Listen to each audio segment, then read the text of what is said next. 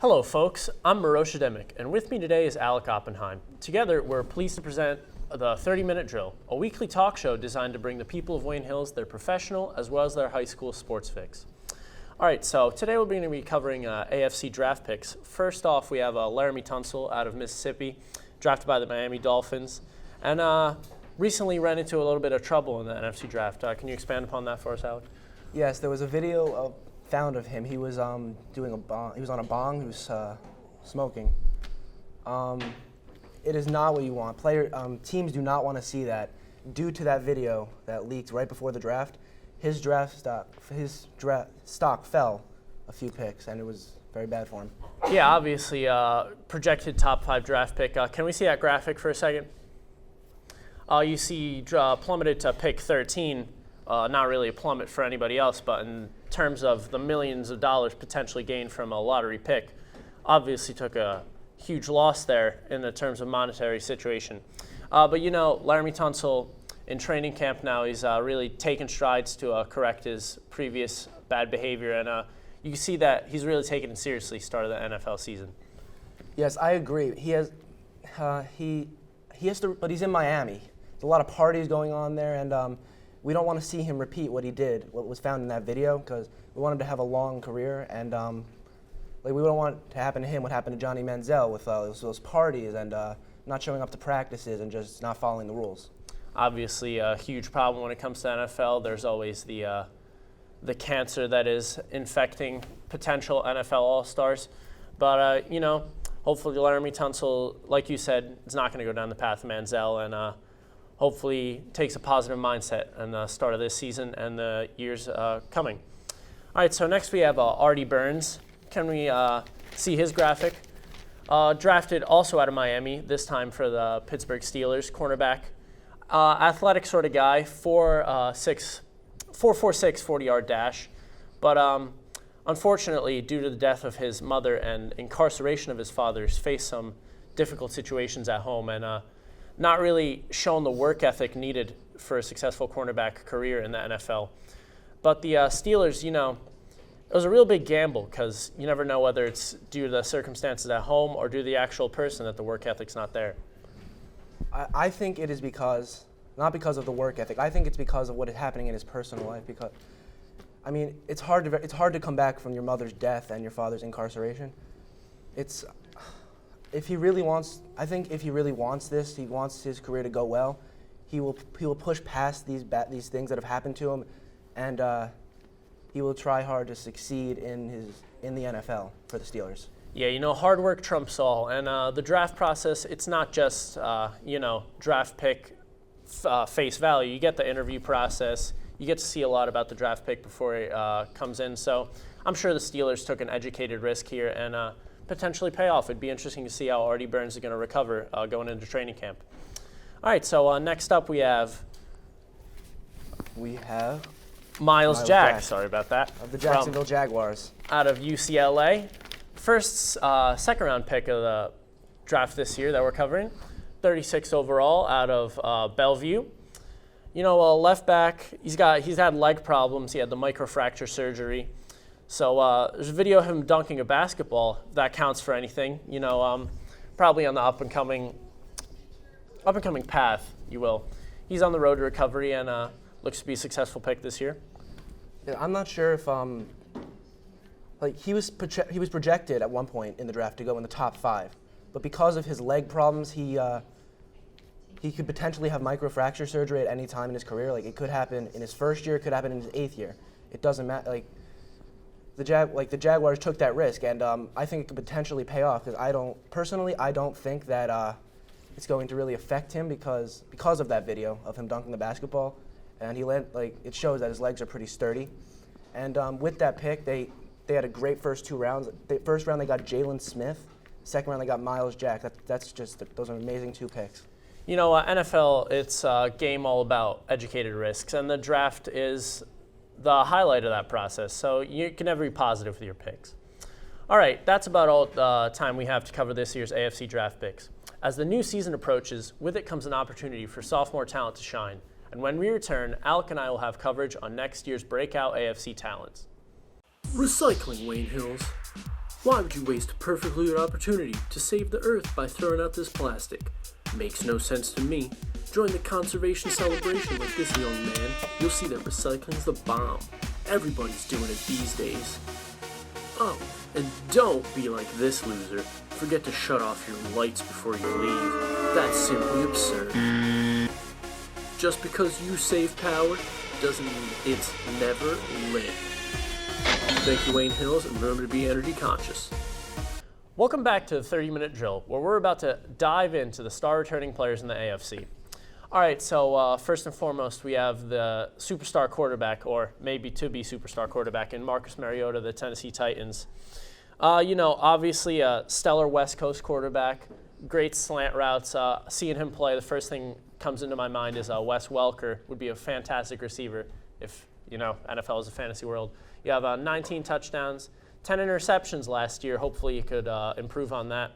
But 62.2% completion percentage, solid, but could be a slight bit better. What do you think, Alec? I think he's going to make a tremendous improvement next year, with the addition of Jack Conklin in the draft at guard.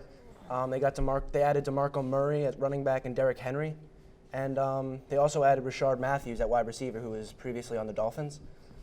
Their offense is going to be much better than it was last year, and Mariota had a very good rookie season last year. He set rookie records for the most touchdowns with 19 completions and passing attempts.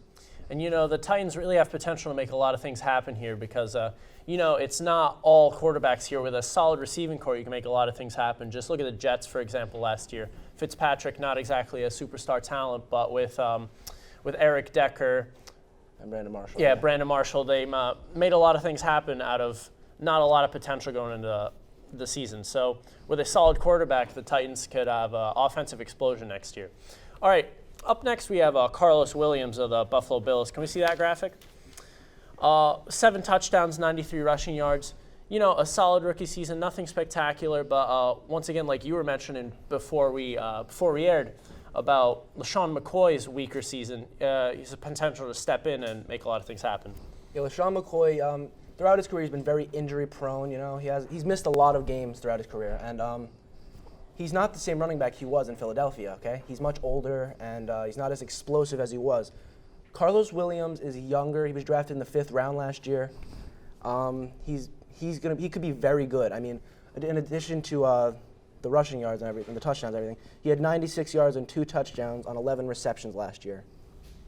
Reception yards are always major key, if you will, for receivers because, defenses don't really expect you. You got to run in to close everybody in, but you can open it up with a good receiving running back. You can make a lot of things happen.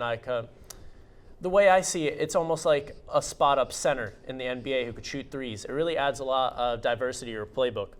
And, the AFC East is going to be interesting because you have the 2 1-2 punches in McCoy and then Williams, but then you also have the Jets who have the Bilal Powell and Forte this year. It's going to be an interesting division in terms of running.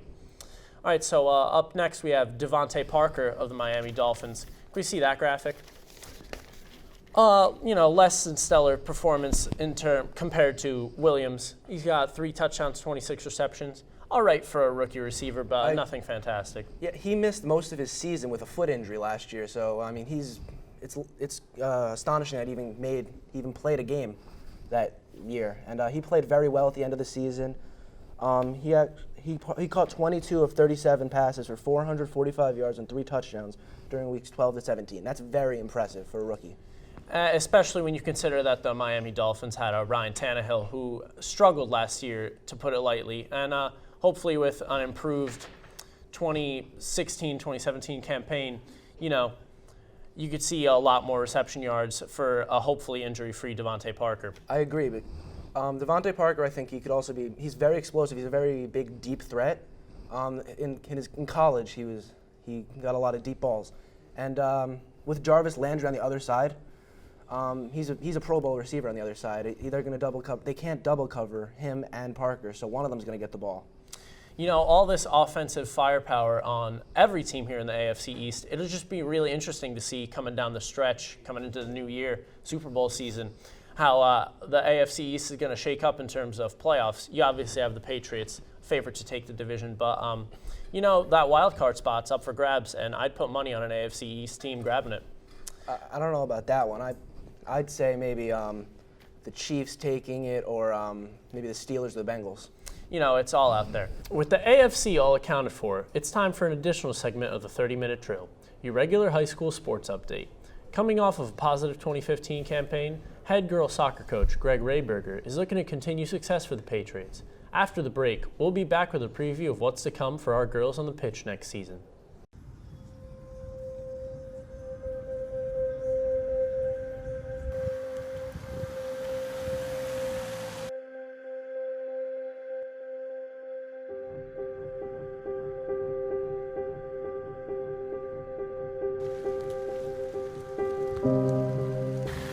Can you help me find my dog?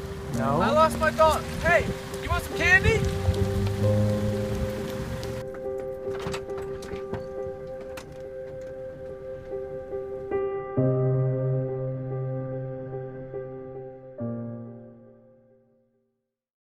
Hello again, everyone. Welcome to the 30-Minute Drill's high school sports segment. Today we're going to be talking about our girls soccer team. All right, Alec, so how did you feel about our girls' performance on the fields last year?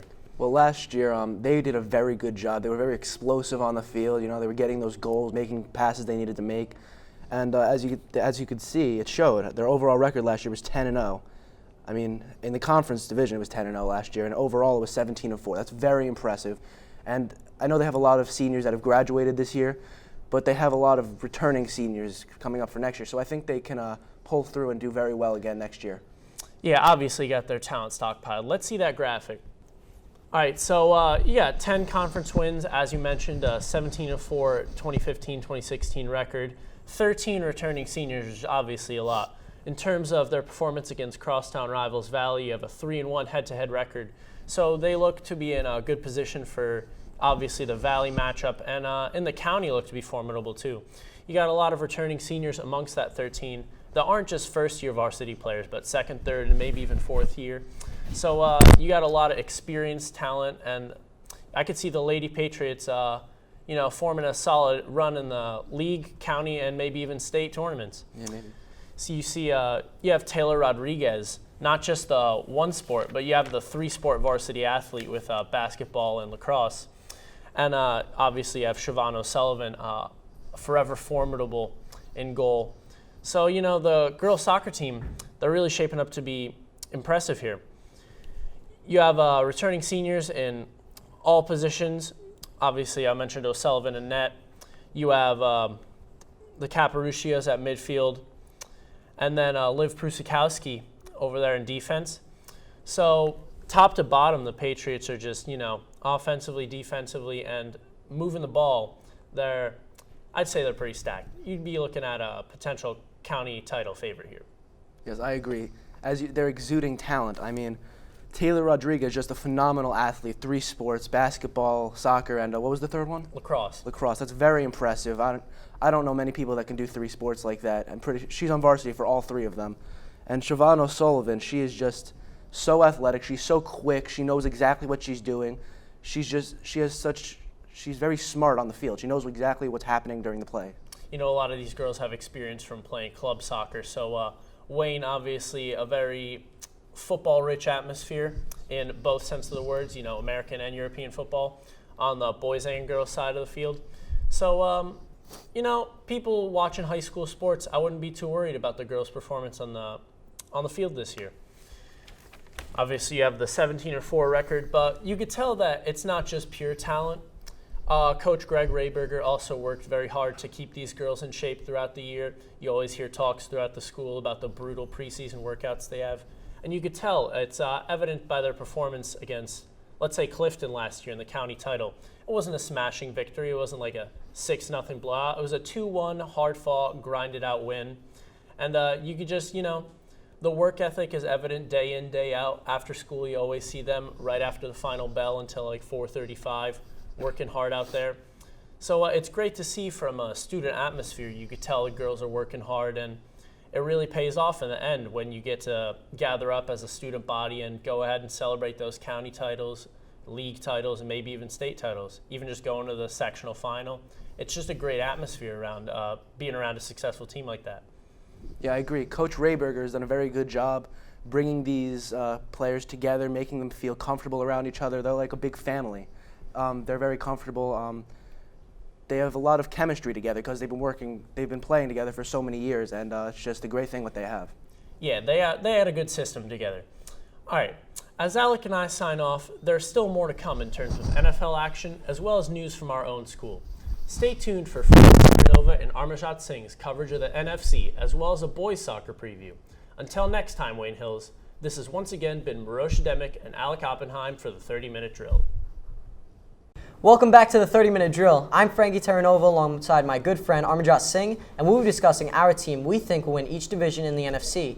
Then, after the break, we'll discuss the upcoming fall season for Wayne Hills Athletics, focusing on boys soccer and what juniors look to make a major impact next year as seniors.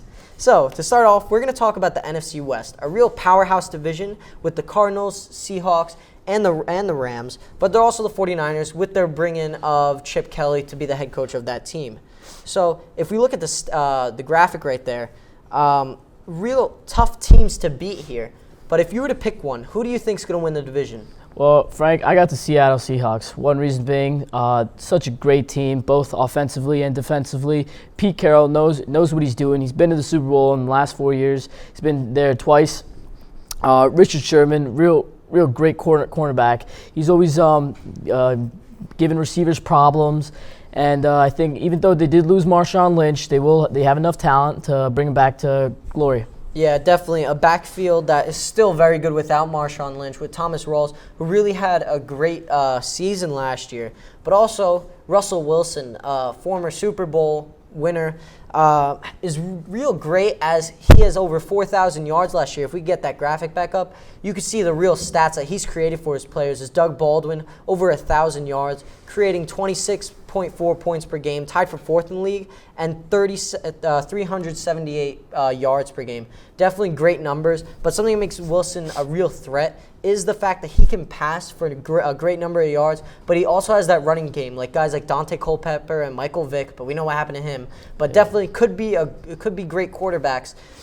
Are real athletes as they're able to not only have two guys in the backfield, but three guys who can run. Yeah, and with Jimmy Graham back healthy, we know he was plagued last year from injuries, definitely looking for a breakout year. But if it's not the Seahawks, who do you think is going to take, with the X factor, who do you think is going to take the win in that division? Well, Frank, you're going to call me crazy for this pick, but I'm going to take the Los Angeles Rams. One reason being, the number one draft pick, Jared Goff, I think is a really good choice.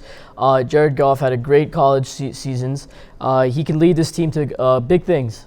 Yeah, I think after last year, if we could get that graphic one more time, real like not the greatest stats. The record is a lot better than what their stats were, as they were almost last in every single category. Although they do have that bright spot with Todd Gurley, a real great player. Aaron Donald, 11 sacks, 43 tackles. But now I think you bring in Jared Goff, it really sets a tone for that team that they want to build something here in Los Angeles now that they moved from St. Louis. Definitely something that if I'm a Rams fan, I'm definitely proud of. And now they probably have a new fan base in Los Angeles, as now there's a football team there, a lot of fans. But you picked Seattle to win it. If it's not Seattle with the X factor of the Rams, great picks right there. So we're going to move on now to the NFC East, a really disappointing division, something that a lot of those fans are really looking forward to. Me, myself, as a Giants fan, really disappointing after back-to-back 6-10 seasons. A lot of improvement, though, in this division. I mean, there's a lot of room for it, and I think they accomplished that. So out of what you see from this division, who do you think is going to take the win? Well, Frank, I think the Giants are. One reason being is the re-signings and the pickups in off-season. One guy being Jason Pierre-Paul, veteran. He knows what he's doing. He's always making a defensive presence there, ready to sack the quarterback when needed. And he's always teaching the younger guys, too, on leading them throughout the season. And, of course, offensively, you got Eli Manning, who's won a couple of Super Bowls, and he's got a great receiving course, throwing it to Odell, of course. We all know what happened. Yeah, great players on that team as they signed Janoris Jenkins, Damon Harrison, and Oliver Vernon. Really great players that I think, with the new head coach of Ben McAdoo, personally myself as a Giants fan, without any influence being the fact that I'm a Giants fan, I too think that they can win this division. A real strong team, and now it's Sterling Shepard, Odell, and a healthy Victor Cruz. I mean, that receiving core with a very clutch Eli Manning has been voted multiple times as the clutchest quarterback in the league. Obviously, you could debate over that, but that's for a different 30-minute drill. So a great job by that entire division. But the Cowboys, we got to talk about Ezekiel Elliott. Definitely a great halfback. Definitely someone that they could look forward to. So this is some great picks right here. With the Giants, you think will win. Who do you think's your X factor? X Factor, I'm going to have to go with the Redskins. One reason being, I really do like Kirk Cousins. He's a great quarterback. He knows what he's doing. And I think the Josh Norman pickup is a nice one. Yeah, great choices. So, all right, when we come back, we'll find out Amarjot's pick to win the neck-and-neck NFC North. And are the Panthers still the best team in the South? This will be answered when we come back. Have you ever been sitting on a hot summer day, or working out, thinking to yourself, man, I could really use a drink right now? Well, say no more. Introducing instant water. Just add water to our H2O powdered compound and mix thoroughly for a refreshing, bland, and tasteless drink. Don't have water to mix in your instant water? Well, order now, and we'll include our special blend of H2O to mix in your instant water. Call 555-5555 to place your order for instant water today.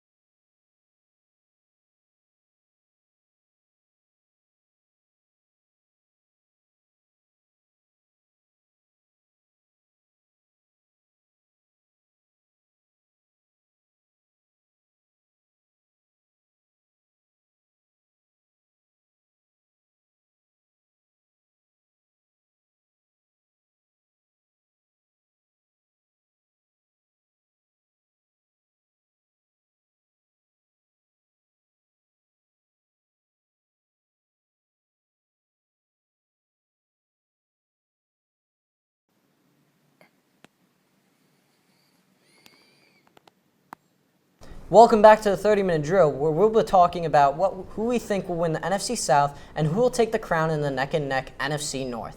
So to start off, we're going to go with the NFC South with the real packed-up Panthers. Although the rest of the division, really disappointing with the Buccaneers, the Falcons, and the Saints.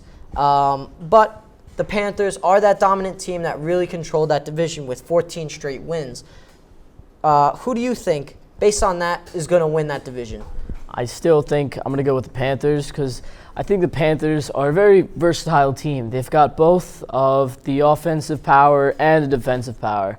One going back to Cam Newton, he's leading the team. He's actually becoming a much better quarterback over the seasons. He knows what he's doing. He's fixing his mistakes.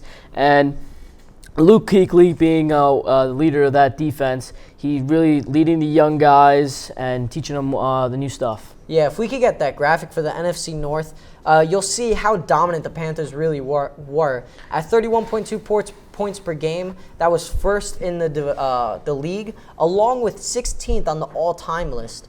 142 rushing yards per game with Mike Tolbert and Jonathan Stewart. That was second in the league. Real dominant teams, as our very own Greg Olsen came from here at Wayne Hills, 1,100 yards on the year. Definitely great stats. But something I want to talk about is their draft pickup, Darryl Worley, who was a stud at West Virginia. Had a breakout year in 2015 with 6 interceptions. And with that defense filling in the break with Josh Norman, I think they'll really shut down all these subpar 500 teams. But if it's not the Panthers, who do you think is going to have the X factor and win the NFC South? Well, Frank, I really do think that the Buccaneers can be something great this year. Jameis Winston, being his second year in the league, I think Jameis Winston is going to be a great quarterback in the future. He's building chemistry with his team. He's got a great receiving corps with Mike Evans, Vincent Jackson. He's got guys like veterans around him teaching him the new stuff too. Yeah, definitely Buccaneers, a great team with Jameis Winston. But I don't think it's possible to talk about the Buccaneers without talking about their draft picks. That second round, that kicker, what are your thoughts on that? Frank, I don't know what the general manager was thinking. I think that the kicker was unnecessary the second round. I know he was a great kicker at Florida State, but I don't know if it was second round worthy. And in all honesty, wasn't even all that great. Was subpar, was below 50% from beyond 40 yards, which is mainly where a lot of field goals are kicked. I mean, 30 and up, that's where they normally are, because most guys in the NFL are able to finish within the red zone. So definitely not something that Buccaneer fans were really proud of. But I think, like you said, with Jameis Winston, Doug Martin, and Mike Evans, definitely a lot of great players that they can look forward to. So moving on, we're going to talk about the NFC North. It's a really neck-and-neck race here between the Packers and Vikings. Jordy Nelson's back after falling down during preseason with a torn ACL, but he's back this year. Definitely something the Packers fans are definitely ecstatic about. As you can see by that graphic, they have a lot of great quarterbacks with Aaron Rodgers, even having a down year, still created 3,800 yards. Young star Teddy Bridgewater having 3,200. And their rushing stats with Adrian Peterson, as long as he stays away from sticks, should continue to put up well over 1,000 yards a season. And their defense, really neck and neck there, as you see, 43 sacks, 16 and 13 interceptions, a real neck and neck race here. So based on that, who do you think is going to take the crown this year in the NFC North? I still got the Packers. I mean, the Packers are a great team. Like you said, Jordy Nelson is back. That's something Aaron Rodgers is happy to look for. You've got Randall Cobb, who's stepped up instead of Jordy Nelson. And I also think that the defense of Clay Matthew, big threat, is going to take this Packers team into great things. Yeah, in all honesty, as you see that graphic, a 10-6 and an 11-5 record. This year, I see both teams getting even better. My prediction, the Packers having a 12-4, possibly 13-3 record, and the Vikings improving that to a 12-4. Two great teams there, as the Vikings have all pros Pro Bowl quarterback, Teddy Bridgewater, Adrian Peterson, definitely great players that if I'm a Vikings fan, I'm looking forward to, along with Stephon Diggs, who's really helping Teddy Bridgewater get into that receiving game, trusting his arm, as that was a major issue in his rookie season, as he would either take the ball himself or rely on Adrian Peterson, which is where you saw the Vikings really stumble as Adrian Peterson was suspended, really couldn't trust his arm enough to really take the Vikings to at least a wild card. But this year, if the Packers don't win it, do you think that they could get a wild card, the Vikings? Of course, I think the Vikings are a very young team. They got Teddy Bridgewater as a quarterback. Of course, Adrian Peterson, future Hall of Famer. I do think both the players can take this team to good things, and hopefully they can get the wild card. Yeah, something to talk about is the Packers' 6th-round draft pick, Kyle Murphy, who alongside Josh Garnett were real powerhouse down there at Stanford. Two great players that I think is going to be great for the offensive line of the Packers. So, well, that's it for now. Solid outlook for the NFC, but when we come back, we'll discuss Wayne Hills boys soccer and what players the fans can be excited about for this fall season.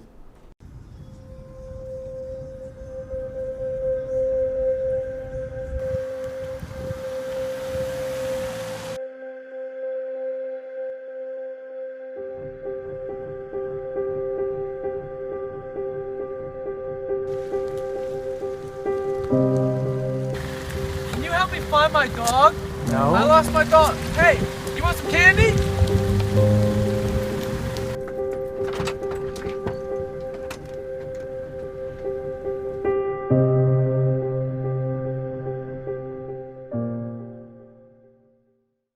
Welcome back to the 30-minute drill. Solid outlook for professional football. Now on to Wayne Hills Athletics, where we will discuss the boys soccer team and what they have to do to accomplish in order to win the division and counties this year. So I think the biggest headline for the boys soccer team is that they're losing a lot of seniors like Charkowski, Ruiz, and Selikov, really big strikers and a center midfielder in Charkowski. Big players for the team. What do you think that the boys soccer team and Coach Graham have to do to make this team better and to possibly go for counties in the division this year? All right, Frank, let me start off by saying losing Charkowski is probably one of the biggest things that Graham is going to lose. Charkowski was an all-around center mid. He was box-to-box midfielder. He knew what he was doing. He was amazing when they needed him on the attacking end. He was amazing when he needed him on the defensive end as well. He's always physical, ready to put in a fight. He was always putting 110%. And same with Ruiz and Selikov, great strikers that always switch off at halftime. And they had the speed, they had the dribbling. They'd always bag goals in the net. And what I think Graham's going to have to do is he's going to rely on his juniors, his upcoming seniors, a lot, because those guys are going to teach the younger guys, like some of the sophomores, like Patrick Holton, who's going to be a junior next year. Pat Holton he started last year as a sophomore for a couple games. He's played exceptional, and I think that he will become one of Graham's better players. He's going to be great when he's a senior. Yeah, that's what I think. If we could get up that senior leaders graphic, you could really see like what two players in Jake Samiski and Nick Hanau really have had a major impact last year on varsity and what they could do as leaders for the team this year. There's a lot of great juniors that are coming back who hopefully look to fill in that Charkowski slot, the Ruiz and Selikov with those strikers. But another major thing is the sophomores, as this entire sophomore class is very athletic in all the sports around Wayne Hills, with guys like Paul Lazarenko and Jack Fegan, guys who will be starting next year possibly and look to really make a major impact. Of those sophomores, who are you really looking forward to this year for the soccer team? I'm really looking forward to watching Jack Fegan. Jack Fegan is a great striker. He's been always, since freshman year, I was one of his teammates, and he's always been getting goals. He knows he's got that speed, he's got great dribbling, he's got a great touch. He can finish the ball when you need him to. He's very clutch. He knows when to come, he knows when to play. He knows everything. And also Paul Lazarenko is a great defender. I'm also one of his teammates.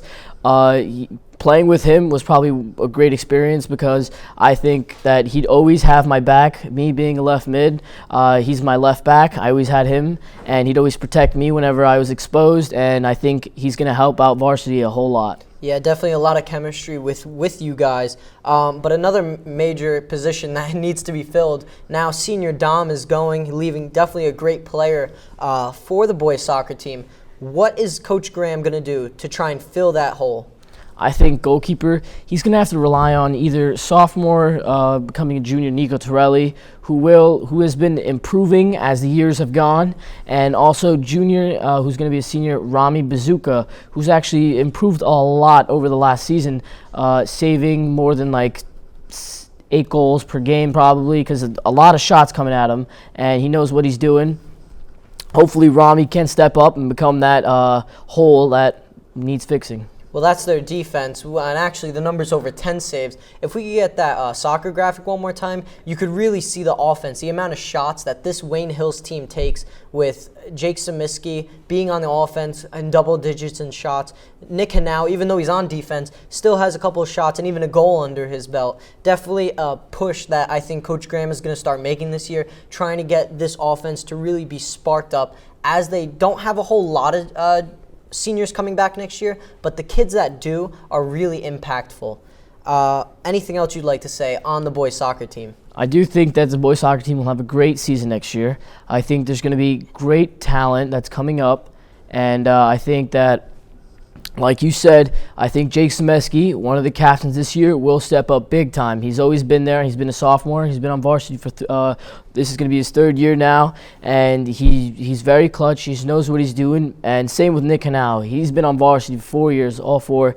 And Nick Hanau is very strong. He knows what he's doing. He's very versatile. He's also another captain. And one thing I'm very looking very forward to is these captains showing the youngsters how to play. Now we know varsity soccer is very different. Varsity soccer is much faster paced than JV and freshmen.